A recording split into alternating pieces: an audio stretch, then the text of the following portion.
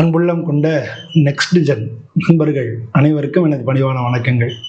என் பேர் அனந்த நாராயணன். நான் மன்னார்குடிகிட்ட இருக்கக்கூடிய பாமணி நாகநாத சுவாமி அந்த கோயிலில் பூஜை பண்ணுறேன். நான் கடந்த 20 வருஷமாக ஜாதகங்கள் ஜோதிடங்கள் பார்த்துட்டு இருக்கேன். அந்த வகையில் இந்த நெக்ஸ்ட் ஜென் நண்பர்கள் அனைவருக்கும் இந்த ஆகஸ்ட் மாதம் எப்படி இருக்குது அப்படின்னு சொல்லி பலன் சொல்லலான்றது தான் இந்த பதிவினுடைய நோக்கம். இந்த ஆகஸ்ட் மாதம்ன்றது இந்த வருஷத்துல இந்த ஆகஸ்ட் மாசத்துல நிறைய பண்டிகைகள் வருது. நம்ம முக்கியமான பண்டிகைகள் எல்லாமே இந்த ஆகஸ்ட் மாசத்துல வருது. நம்ம அது மட்டும் இல்லாம இந்த ஆகஸ்ட் மாசத்துல புதன் வக்ர நிவர்த்தி ஆறுது, இது மாதிரி கிரக சூழ்நிலைகள்லையும் நிறைய மாற்றங்கள் ஏற்படுறது. இந்த ஆகஸ்ட் மாதம் பார்த்தீங்கன்னா, இந்த ஆகஸ்ட் மாதம் 17ஆம் தேதி அன்னைக்கு சனி பகவான் ஜெயந்தி. ஸ்ரீ சனி பகவானுக்கு அவர் பிறந்த நாள் வருது ஆகஸ்ட் 17ஆம் தேதி அன்னைக்கு. ஆகஸ்ட் 27ஆம் தேதி அன்னைக்கு விநாயகர் சதுர்த்தி. அன்னைக்கு தான் நம்ம தெரியும் விநாயகருக்கு வருஷத்துல விநாயகர் சதுர்த்தி எப்படி அப்படின்றது உங்க எல்லாருக்கும் தெரியும். அதே மாதிரி ஆகஸ்ட் மாதம் 3ஆம் தேதி ஆடிப்பெருக்கு, 18ஆம் பேருன்னு சொல்லுவோம் இல்லையா. இந்த ஆடிப்பெருக்கு அப்படின்றது, ஆடிப்பெருக்கு நம்ம புறநானூறு அகநானூறு காலத்துலேருந்தே நம்ம கொண்டாடுறோம். இந்த ஆடிப்பெருக்கு அப்படின்றது நமக்கு காவிரியில் நமக்கு ஆடிப்பட்டம் தேடி விதை அப்படின்னு சொல்லுவாங்க. இந்த ஆடிப்பெருக்கில் நம்ம வணங்கும் பொழுது குடும்பத்திலையும் சரி, நம்ம விவசாயமும் நல்லா செழிச்சு சுபிக்ஷங்கள் விளையும் அப்படின்றது தான் இந்த ஆடிப்பெருக்கினுடைய முக்கியமான விஷயம். அது மாதிரி ஆகஸ்ட் மாதம் 8ஆம் தேதி, ஆகஸ்ட் 8ஆம் தேதி வரலட்சுமி விரதம்.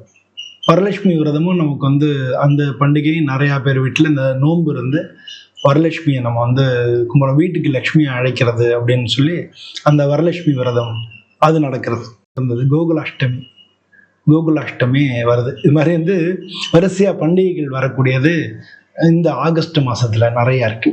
நம்ம இந்த ஆகஸ்ட் மாசத்துல ஒவ்வொரு ராசிக்கும் எப்படி இருக்கு அப்படின்னு சொல்லி பார்க்க போறோம்.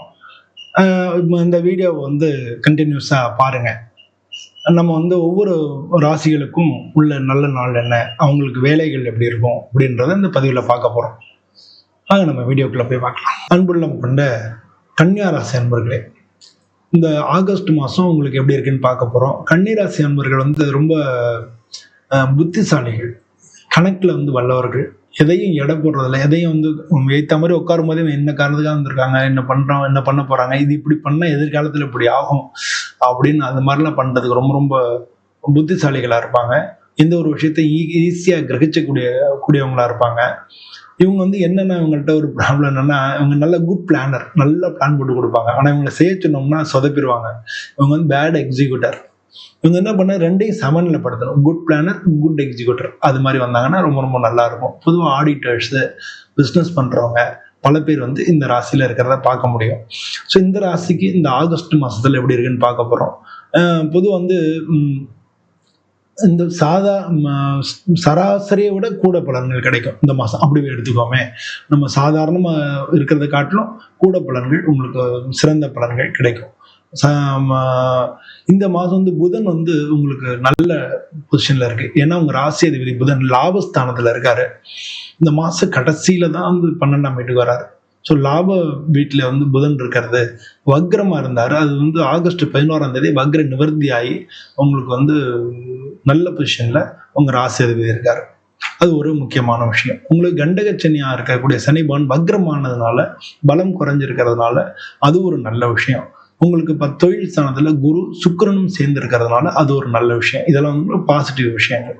அதனால உங்களுக்கு சராசரியை விட நல்ல பலன், நல்ல சிறந்த பலன்கள் கிடைக்கும். குடும்பத்துல, நண்பர்கள்ல, உறவு முறைகள்ல கொஞ்சம் நீங்க விட்டு கொடுத்து போகணும். கொஞ்சம் சமாதானமா பண்ணிக்கணும். சின்ன சின்ன பிரச்சனைகள் வரலாம். ஏன்னா 6-12 ராகு கேது இருக்கு. 6ல் ராகும் 12ல் கேதுவும் இருக்கிறது உங்களுக்கு அது மாதிரி உங்க ஜென்மத்துல செவ்வாய் இருக்கிறது கொஞ்சம் அவசரப்பட வைக்கும். அதனால இதெல்லாம் கொஞ்சம் பார்த்துக்கிட்டு நல்லது. வருமானத்துல நல்ல முன்னேற்றங்கள் இருக்கும். புதிய சொத்துக்கள் வாங்குறதுக்கான வாய்ப்புகள் மிக அதிகமா இருக்கு. ஒரு சில நாட்கள் மட்டும் நீங்க ஜாக்கிரதையா இருக்க வேண்டிய அவசியம் இருக்கு. அது மாதிரி உங்களுடைய பார்ட்னரு, வீட்டுல, குடும்பத்துல அது மாதிரி பிரச்சனைகள் வர்றதுக்கு வாய்ப்புகள் நிறைய இருக்குன்னா, 7ல் கண்டகச்சனியா இருக்காரு. ஒரு வக்ரமா இருந்தா கூட 7ஆம் இடத்துல இருக்காரு. அந்த அதிபதி 10ல் இருக்கிறதுனால பொதுவா பார்ட்னர்ஸ், நீங்க பிசினஸ்ல பார்ட்னர்ந்தீங்கன்னா பார்ட்னர் சம்பந்தமான பிரச்சனைகள் வர்றதுக்கான வாய்ப்புகள் மிக அதிகமா இருக்கு. அதையும் நீங்க பொதுவாக வந்து தொழிலை பொறுத்தளவில் நீங்கள் உங்களுக்கு வேலை பார்க்குறவங்களுக்கு ப்ரொமோஷன்ஸ் கிடைக்கிறதுக்கான வாய்ப்புகள் நிறையா இருக்குது. பிஸ்னஸ் பண்ணுறீங்கனாலும் அதுலேயும் முன்னேற்றத்துக்கான வாய்ப்புகள் நிறையா இருக்குது.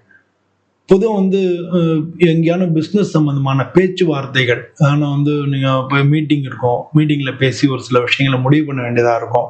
அதில் வந்து கொஞ்சம் கவனமான இருக்கணும்.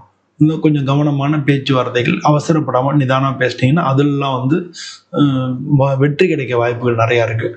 குடும்பத்தில் வந்து நல்ல சந்தோஷமான நிகழ்வுகள் ஏற்படலாம், சுப நிகழ்ச்சிகள் இருக்கலாம். குடும்பத்தில் வந்து முதல் பாதியை காட்டிலும் 2ஆம் பாதி நல்லாயிருக்கும் குடும்பத்தை பொறுத்தளவில். போல் மாணவர்களை பொறுத்தளவில் வந்து கொஞ்சம் கட்டுப்பாடு வேணும். கல்வியில் அவங்களுக்கு நல்ல வாய்ப்புகள் இருக்குது. அவங்க வந்து டெய்லி மாதிரி படிக்கணும், இப்படி பண்ணணுன்ற ஒரு பிளான் வச்சுக்கணும். அது மாதிரி பண்ணிங்கனாலே உங்களுக்கு மாணவர்களுக்கு படிப்பு சம்மந்தமாக எல்லாமே நல்லா இருக்கும். பொதுவாக வந்து இந்த கல்யாணத்துக்குள்ள கல்யாண முயற்சிகள் வந்து நல்லபடியாக இருக்குது. இந்த மாதத்தில் வந்து உங்களுக்கு கல்யாண யோகம் இருக்குது. கல்யாணம் சம்மந்தமான விஷயங்கள், பேச்சுவார்த்தைகளை முன்னேற்றங்கள் நடக்கும். ஒரு சில பேருக்கு ஃபிக்ஸ் ஆகிறதுக்கும் வாய்ப்புகள் நிறையா இருக்குது. அது மாதிரி வந்து உடல் நலத்தை பொறுத்தளவில் ஒரு சில நாட்கள் வந்து மனசு தான் வருத்தப்படும். அதீதமாக மனசு தான் கவலையாக இருக்கும். நீங்கள் வந்து முதல் பாதியை காட்டினா 2ஆம் பாதி நல்லா இருக்குன்னு சொல்லலாம். 2ஆம் பாதி வந்து நல்ல குடும்பத்துலேயும் சரி, எல்லா விதத்துலையும் சரி சிறப்பான வாய்ப்புகள் நல்லா இருக்கு. நீங்கள் எங்கேயாவது ட்ராவல் பண்ணுறீங்க, பிஸ்னஸ் சம்மந்தமான ட்ராவல்லாம் உங்களுக்கு சக்ஸஸ் ஆகும். அதெல்லாம் வந்து உங்களுக்கு நல்லா பாசிட்டிவாக சக்ஸஸ் ஆகும். இதெல்லாம் வந்து இந்த மாதம் நடக்கக்கூடிய விஷயங்களாக இருக்குது. உங்களுக்கு வந்து நல்ல நாட்கள், இதை குறித்து வச்சுங்க. இந்த நாட்கள் நீங்கள் நல்ல விஷயங்கள், உங்களை பிரயாணங்கள், நீங்கள் பேச்சுவார்த்தைகள், இதுக்கெல்லாம் வந்து நீங்கள் திட்டமிடலாம். இந்த மாதத்தை பொறுத்தளவில் ஆகஸ்ட்டில் 1ஆம் தேதி, 3ஆம் தேதி, 7ஆம் தேதி, 10ஆம் தேதி, 12ஆம் தேதி, 15, 18, 20, 22, 25, 27 இந்த நாட்கள்லாம் உங்களுக்கு சுகமான நாட்களாக இருக்குது. இந்த சந்திராஷ்டம நாட்கள் சொல்கிறேன், அதையும் குறித்து வச்சுக்கோங்க. சந்திராஷ்டம நாட்கள் வந்து ஆகஸ்ட் 14ஆம் தேதியிலேருந்து 16ஆம் தேதி வரைக்கும் உங்களுக்கு சந்திராஷ்டமம் இருக்குது. பொதுவாக அந்த சந்திராஷ்டம நாட்களில் முக்கியமான காரியங்களை தவிர்த்துருங்க, வாக்குவாதங்களை தவிர்த்துருங்க. மெயினாக மனசங்கடங்கள் ஏற்படுறது வாய்ப்புகள் நல்லா இருக்குது. இது ஆன்மீகத்தில் அன்னைக்கு காலையிலையும் சாயந்தரம் 2 வேளையும் நீங்கள் சாமி கும்பிட்றதுக்கு வழக்கப்படுத்திக்கலாம். காலம்புரை வீட்டிலேருந்து கிளம்பி கோயிலுக்கு போயிட்டு அதுக்கப்புறம் பிஸ்னஸ், வேலை, அது சம்மந்தமான இடங்களுக்கு போகலாம்.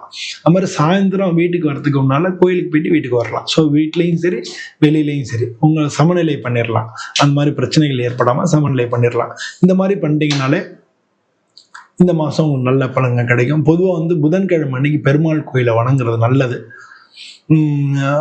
ஓம் புத பகவதே நமஹா, ஓம் புதாய நமஹா அப்படி கூட சொல்லலாம்.